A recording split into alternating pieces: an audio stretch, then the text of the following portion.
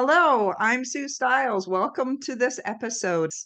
Today, get your note paper, your pen. You're going to want to listen in because I've got Sara Kalke on the line with me on the video. If you're watching on video, she is an agent with Remax Real Estate in Edmonton. And I, like many others, found you, Sara, on my social media, streaming, talking, walking, and talking. Sarah is really respected by her fellow agents, not just in Edmonton, but all across Canada, and has been invited to speak at conferences and share her insights. She's got a business others respect. I think you'll respect her too. And so I've invited her to share with us today. So, Sarah, let's talk. Hello. Thanks for having me. Now, you have a real unique starting point with real estate. Maybe we can start there. Start at the very beginning. What were you doing before, and how did you begin in this industry, this career? It's a good question. I started in real estate answering the phones as a summer job. My summer job in university was working in a Remax office, and I was the front desk staff answering the phone. Good morning, Remax Real Estate. That's where I started, and then I was a conveyancing secretary through the summers when their staff would go away. So I learned that end of things, and then I became an assistant, then a licensed assistant, and then a realtor of my own. What a fantastic history to set you up for success. And I often tell new agents, if you're brand new into this industry, one of the best things you could do is go be someone's admin assistant, job shadow conveyancing, see what's going on behind the scenes, because that's usually a sore spot once people get rolling. Um, how was that for you once you got your actual license and now you're going from conveyancing, maybe a little bit more of the paperwork, and now the deals are up to you? Talk about your first days once your license was in your hand. Uh, just pausing for my dog. He's coughing. Oh, There we go. Sorry. There we go. See if you can hear it. So my first days, really the best thing that happened from being an assistant was that I understood the back end of the business. I understood how to be organized, and I really had a very good understanding of the workings of a deal, as we call them. From start to finish, the amendments, the shifts, the changes, all of the stuff from purchase agreements. And I also really understood the listing process because my job was, the agent would get the listing contract, send it to me, and I did everything else from, doing the photos, doing the staging, writing the description. I even did all of the comparables and analysis before the agent went and met with the client. So I had a really, really incredible front row seat to not just what happens within a transaction, but also to how the business is run, to the finances on the back end, which is such a huge part of our business. And then also having a really robust set of systems. So instead of real estate, which I think it seems, so often when people get into the business, like each transaction is totally different. Like, oh, now this, and then this, and then this, and then this, and they're running around. It was very methodical and, almost like starting in a restaurant industry, working at McDonald's. You have a great understanding. You're like, this is how it is every single time. So when I went into the business as a realtor, it was very easy to sell a ton of real estate really quickly because I wasn't bogged down with trying to figure out how to actually do the back end stuff. You weren't learning, you weren't having to learn something new on every deal. Mm-hmm. Um, do you have any advice for new agents who come in and need to set up their client journey, their own processes so that, they can get that under their belt quickly? Yeah, for sure. I always say a system is just a decision that repeats. That's all systems are. Everybody thinks they're complicated spreadsheets, technology, which CRM should I use? And people spend weeks and months and years trying to get organized, where instead it's just make a decision. How do you onboard clients? What do you ask them? How do you know if somebody's a good fit for you or not? And then every step of the way, okay, what email are you going to send them? Their property they had an accepted offer, what's the email you're going to send them? And start thinking about it as it's really the same thing that repeats over and over and over again, just like a restaurant. They make decisions about how the client comes in, or how their customers come in, how they hand them the menu, if they take their coats and there's a coat check. We can think of those same things as a real estate business and stop overcomplicating it in your head, but also be smart and strategic about, okay, how is this experience going to work? And I will tell you, you will think you have your system designed. You think, okay, I know how this is going to work, especially when you're new.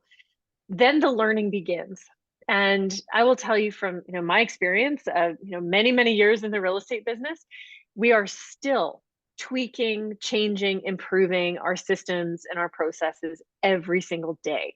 So Good for you never you. stop learning, but if you start being intentional and smart about what you're doing, rather than just flying by the seat of your pants, it's not just that you'll make more money because you're not bogged down with the details, which you will.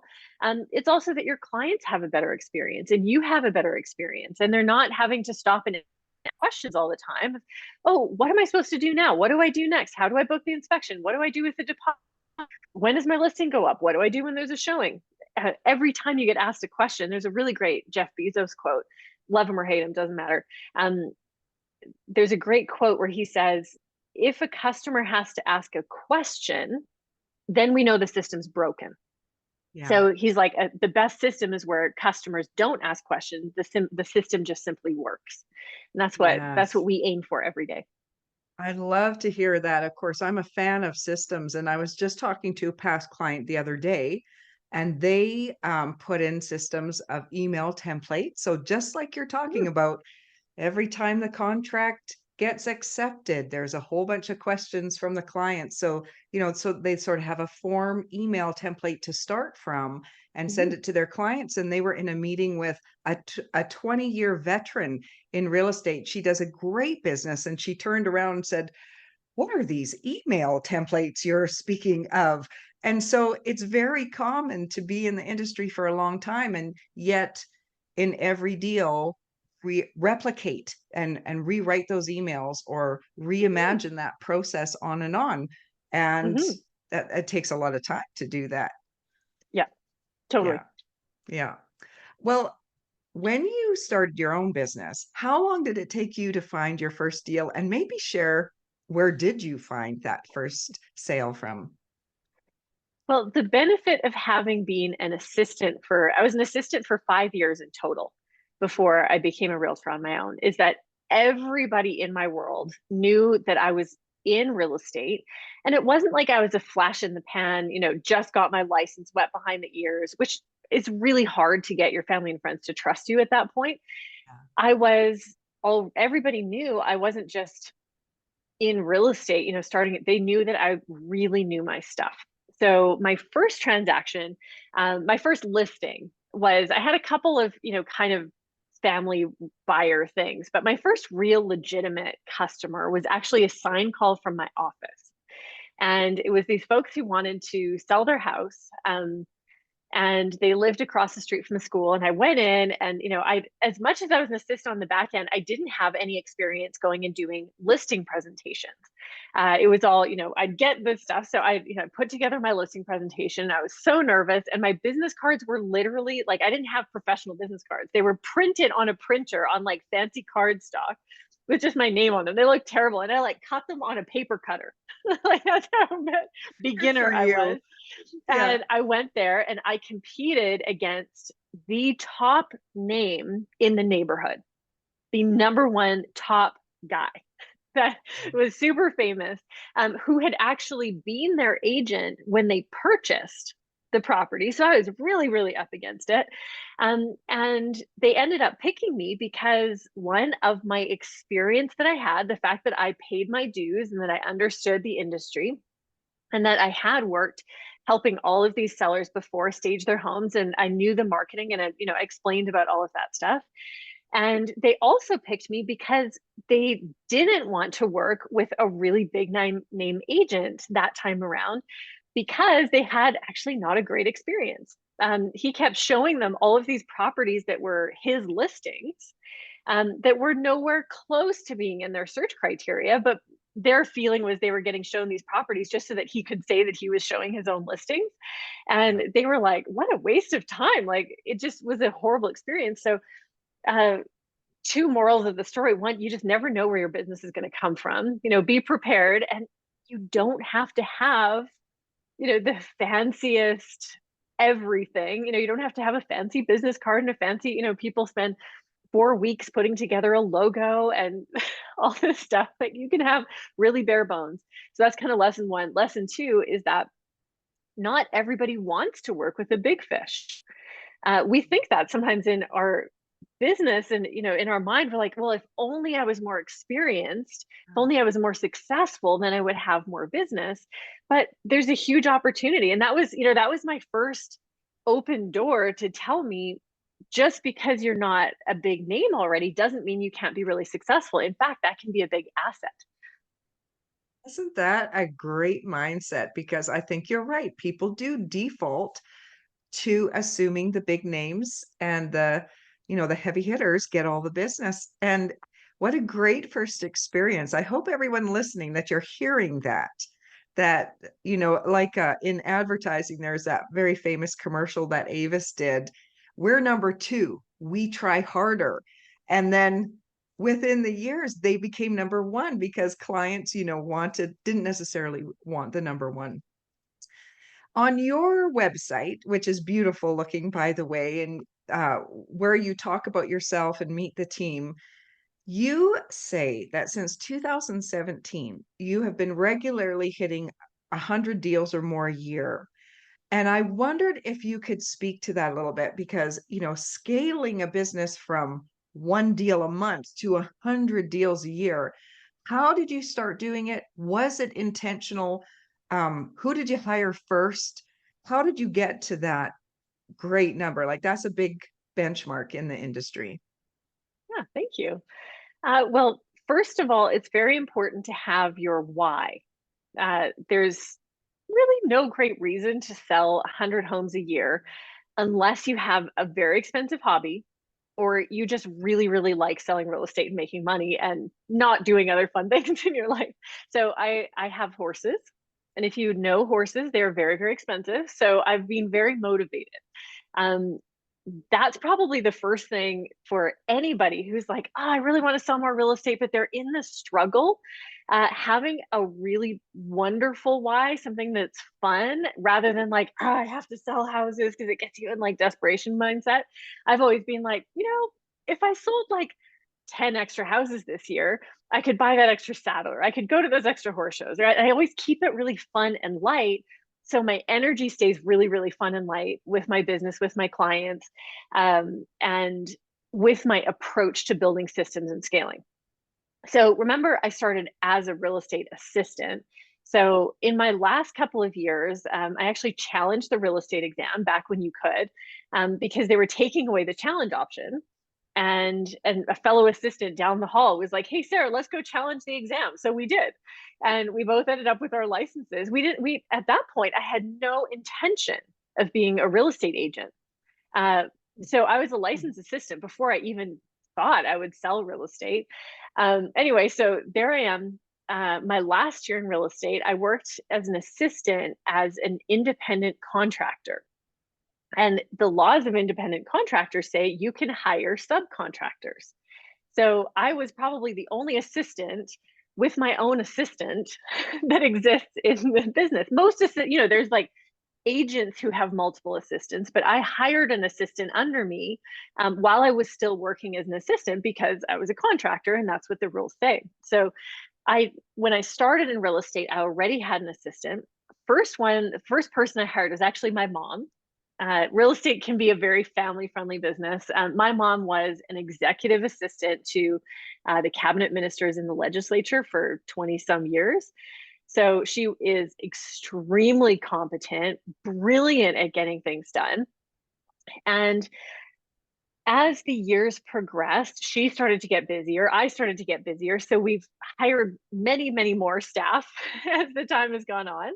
And my big belief is the first job you need to hire is really the things that start falling off your plate. Once you start sucking at something, for lack of a better term, think about hiring that first. So the things that really started to fall off my plate, because this whole time, um, I was really good at paperwork because I had done paperwork for so long. The things that I was always running behind on were like going and doing errands, picking up that deposit check, dropping it off on the other side of town, going to Costco. It's like my least favorite thing on the planet. Go to Costco to, pick up client gifts. Go, you need paper, just all of the running around things. And I found myself, late at night running to the Staples and, trying to get everything organized. And I thought, you know what, this is absurd. So my first assistant was a lot more like a personal assistant. And especially because she's my mom, she, helps now with a lot of the like billing and accounting and pays bills and all of that sort of fun stuff. Then when I started getting too busy to do paperwork well, I used to be like every transaction, I'm super, super, super hyper vigilant about details. So I would be sending all the paperwork in as one package. Then it was like I'd send the paperwork in, but I was missing the fin track and I was missing this and I was missing this. And I had the idea, like I had everything done. I just didn't have the time at 2 in the morning to be filling in all these details. So I realized, okay, now's the time. So I hired somebody to do that stuff. Then fast forward, she starts to get so busy that she can no longer do a really good job of the paperwork and booking all of the showings. So we hired somebody to be a scheduling assistant. So she books all the showings, checks my voicemail, all of those kind of fun things. Then I started to get too busy to be able to service all of the customers who were coming my direction. So just over the last 8 months or so, my husband has come on board. He has his license. So he helps with a lot of the showings. He's a licensed assistant technically. So he'll sit home inspections. I'll often go for the first 20, 30 minutes or the last 20, 30 minutes. But I just needed another licensed human being to go and show properties, especially when our market was really fast. Now, a word of warning with all of this is most agents hear this and they're like, oh, okay, my first job is to hire a buyer's agent. Like, no, no, no, no, no. Pause. The first thing that everybody needs to do is like get organized yourself, be disciplined, know why you're doing it, but go back and really start to think of the things in your life that are taking up a whole bunch of your time and that you just don't love. It might be that you hire a house nanny, even if a nanny, not even if you have kids, but somebody who can come and do the laundry, who can do some vegetable chopping for you for the week, and get just some of the little things done. We always tend to think, oh, I'm hiring, it needs to be a 40-hour a week person in an office, but it absolutely doesn't. There are so many extremely overqualified people who are out there who are parenting, they have other things on their plate, who would love to take on a side gig of 2 to 3 hours a day. One of my assistants is a network engineer. She is absolutely the most brilliant person I know, uh, but she works for me because Wow. she wants to be at home with her kids and Yes. she wants the flexibility that she can't have if she is, working in a traditional job.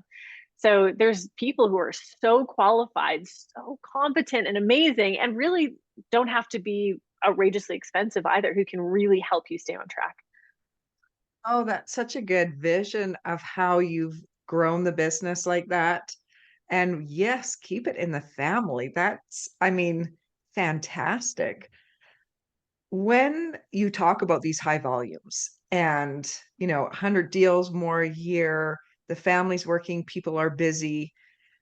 I know I've caught, some reels and some just live shoots of you talking about finding the balance, talking about the important things, talking about mental health over the pandemic, and I think people feel comforted by you when they hear you speak. Can you bring a little bit of advice around creating balance and taking care of yourself even in such a hustling, bustling business, especially when someone's starting?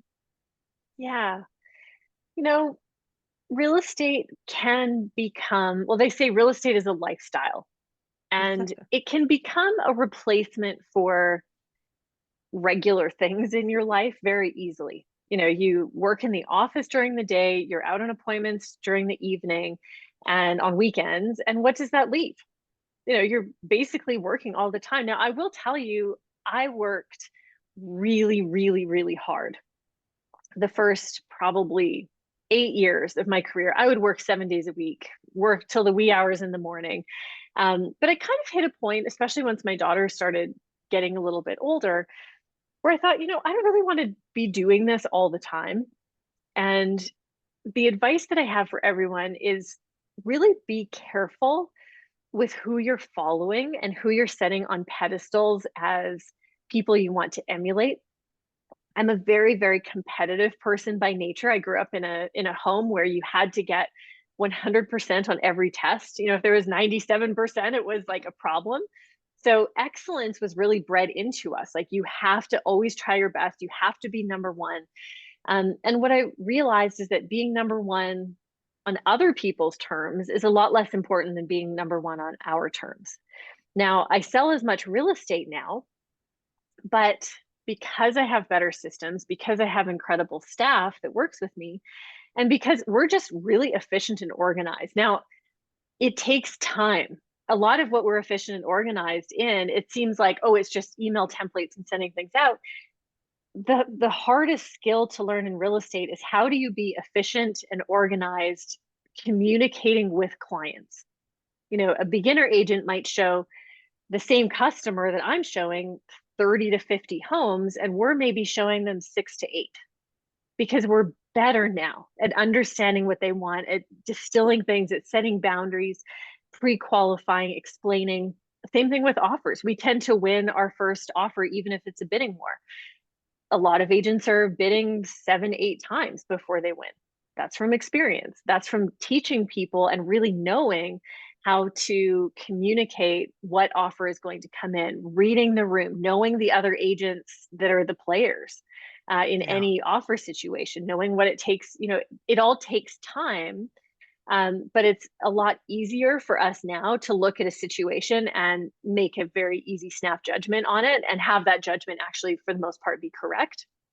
So that's something, it's so easy. Everyone's like, oh, how do you have all this balance? A lot of it is just, you're always getting better at everything that you do. And if you keep that mindset of excellence, um, everything gets easier and easier and easier. Now, we still have our hard days. We still have moments where, we're face palm because, something could have been done a little bit more efficiently. But that's my biggest advice to everybody, is just keep pursuing it, and keep pursuing not just the volume of deals, but knowing what winning really looks like. For me, it's, Mm. yes, selling a tremendous, huge volume of real estate, but doing it in a way that feels really, really great for our clients first, and then us, and that is profitable at the end of the day. Because again, it's very easy to have being number one as your goal, but not having any profit at the end of the day, Yeah, or that's any true. time for yourself. And life Yeah. is really lived while everything else is happening. While we're having a career, while the kids are in school, while everything else, the little moments are what make a great life. So we have to be able to slow down and have those moments. So I will say one Right. more thing. I know I'm kind of rambling, but there one other thing that's really been a game changer for me is my family alarm clock. And this is a game I play with myself, and I don't know about it so much, but it is way more memorable if you spend 10 or 15 minutes with someone totally laser focused with them than it is if you spend 6 hours distracted. Mm. So I'm a huge believer. If we go on holidays, for example, so many realtors are like trapped on their phone the whole vacation. They're always distracted, and even when they're home, they're not actually present. They're physically home, but mentally they're always like, oh, I got to work on this. Oh, I got to do this. I got to do this. I'm a big believer. I set the timer on my phone that says, I'll get home for 20 minutes until my alarm goes off. No looking at my phone. I am there with my family, and we'll do stuff. We'll play. I'll put music on, and we'll like have a dance party in the kitchen. And with my daughter, much more so. She's about to turn 10. So, and 10-year-olds are like extremely fun. Or we'll go to the barn, and it's the trips to and from the barn where we spend the time talking together and laughing. And when we're there, especially right after her ride, I'm talking with her, and we're having these really dedicated face-to-face moments. That is what balance is really made of. It's more about intensity than it is about the amount of time. That Mm. makes sense. Totally makes sense. So much good advice in that. I hope the listeners are hearing all those pieces. Of course, sometimes you could come back, probably listen to this podcast in 5 years and hear a whole bunch of new things because there's so much wisdom in there. I really appreciate you sharing that. Um, I don't know if you have an answer for this, but let me ask the question. And if anything comes up that you haven't said already, but you came in with a good amount of experience and now you can look back at when you started. Was there anything over your own school of hard knocks, your own hindsight, that you would say, I wish I would have known that when I started? You've learned it now, but that would have been a fast track or something key that you would have liked to know. Oh, big time. Define success on your own terms. Do not allow other people to define what success is in your own life. It's very valuable if you have a coach, if you have a mentor, or somebody who can really keep you on track with your values. I know from my own experience, I went through a phase, maybe 4 or 5 years ago, where I got caught up. I was following, just ideas and stuff that really ultimately didn't align with who I am, because it was what everybody was saying we all should do. Like we all should be extremely fit, and we should all eat chicken, rice, and broccoli all the time. And we should all, almost like shame and blame ourselves into work and being, you're because you're lazy and you're stupid and you're this and you're that. And it's so easy to get caught up in that world of like achievement and pedestals and comparison. And I found myself there looking around like, how did I get here? Like, what happened? And ever since I walked away, I've found this joy and happiness and um, a love of what I do. So guard yourself, guard your heart, guard your mentality. Just because somebody is, rich, hot, and famous, rich and famous at the very least, um, make sure you don't just follow them and take on their system because it is shiny. Be Yeah. really, really true to your heart and your family and what it is you want while your business is happening. Yeah. That's when the life happens. Yeah. That's good. It just reminds me of those, YouTube commercials.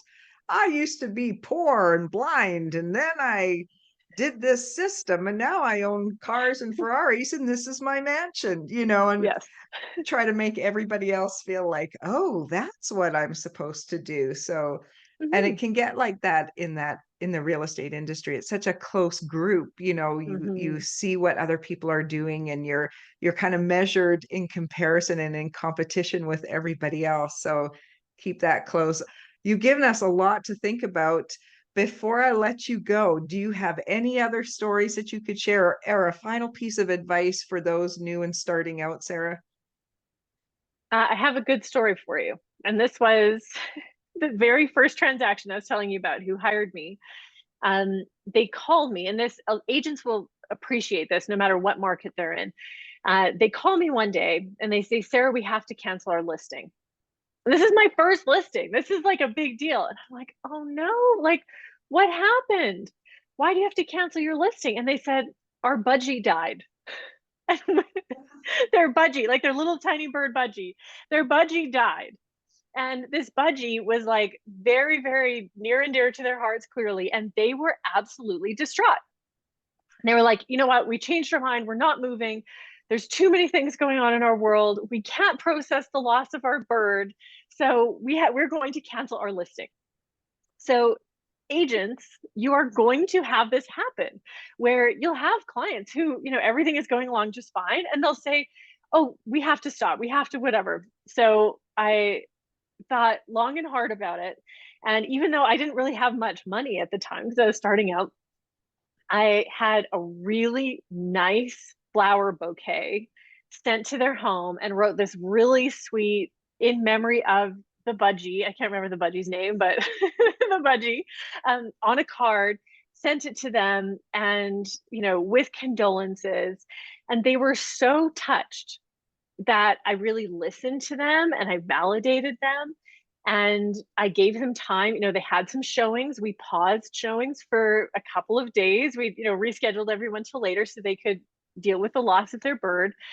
And they eventually they decided that they were going to keep the property listed, and they ended up going ahead and selling it Wow. down the road. But it's the lesson is real estate's never a straight line. It never is. It's always, everybody's, that meme where it's like success looks like a straight line, but it's actually just like a big child scribble. that's Yes. that's really what it is. But be creative, listen to people. Remember that usually if people are acting weird, if they're really stressed, if something is going on, it doesn't always have to do with you, and you listening first rather than pushing first. And I know there's so much training out there that is like, well, why not? And let's objection handle. Just be a good listener, be a person first. And usually you'll end up with a business at the end of the day. Thank you for sharing that story. So unique. Like, yeah, you can't predict stuff like that will happen. So I like what you had to say. Just know stuff is going to happen. And, once you get your license and once you've been in the business for a few years, who knows? Maybe I'll be interviewing somebody listening to this in 5 years and you'll be able to look back and share your stories too. Yeah, Thank you so much for your time today, Sara. Love your business. I respect you. Shout out to what you have created there. And thank you for being so open on our podcast today. For the rest of the listeners, we'll see you on our next episode. And Sara, thanks for your time. you're welcome. Thanks for having me.